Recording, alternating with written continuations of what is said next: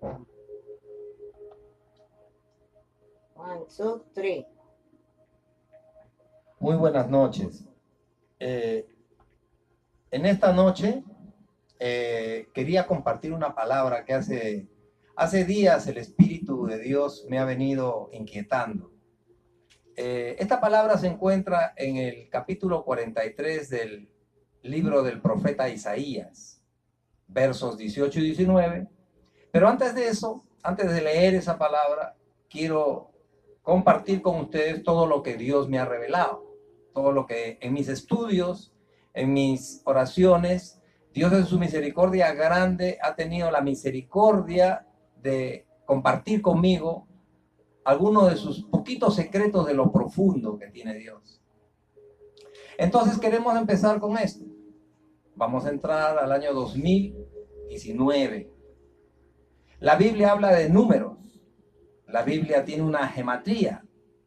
La Biblia habla de numerología.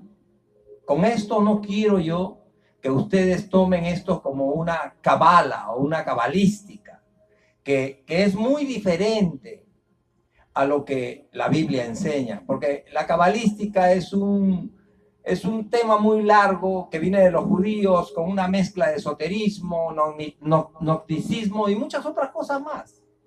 Pero de eso yo no quiero hablar. Yo lo que quiero hablar es de lo que la Biblia enseña a través de su palabra y hay números envueltos.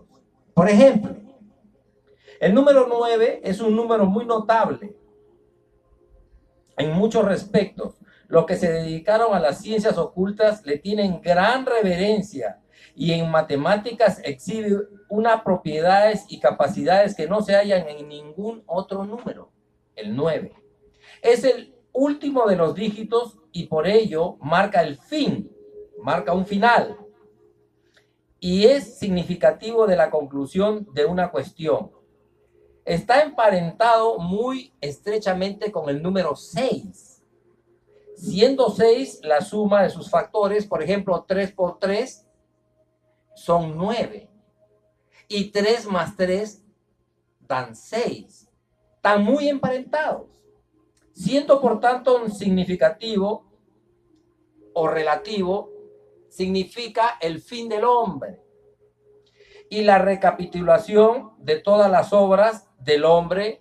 Por ello, 9 es el número de finalidad y juicio.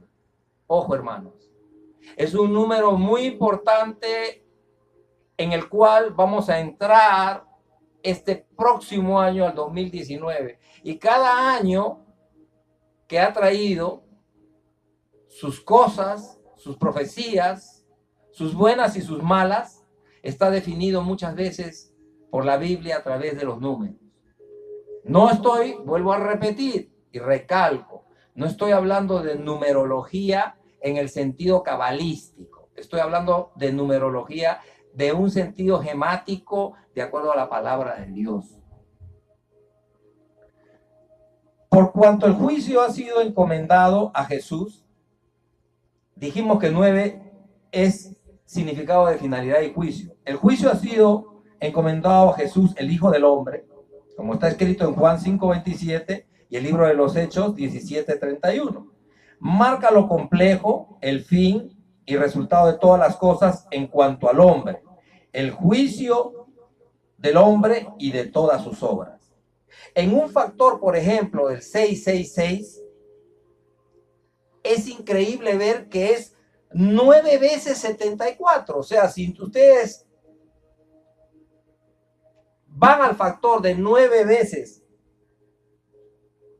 van al factor de 9 veces 74 o 74 veces 9, da como significado y totalidad 666, que es el número de fin, es un número de hombre, es un número de incomplejidad y es un número que se le ha adquirido a la bestia. En el libro de Apocalipsis dice que el 666 es el número de la bestia. Todos lo sabemos. Amén. Ok. Podemos seguir hablando muchísimo más a través del número 9. o de la numerología a través del número 9 y su significado. Hay mucho. La primera vez que se reveló, por ejemplo, en la Biblia, habla en el libro de Génesis, 5 y 4 reyes se sublevaron, se rebelaron, da un número 9. Todo lo que es 9 trae finalidad y juicio.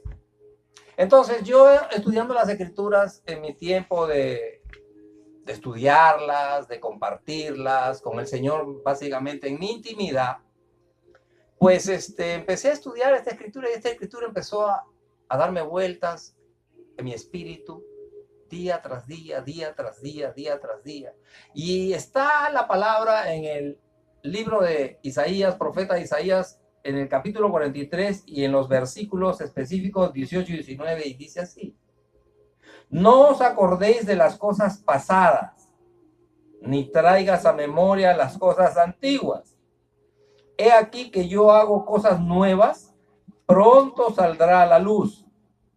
¿No la conoceréis? Otra vez abriré camino en el desierto y ríos en la soledad.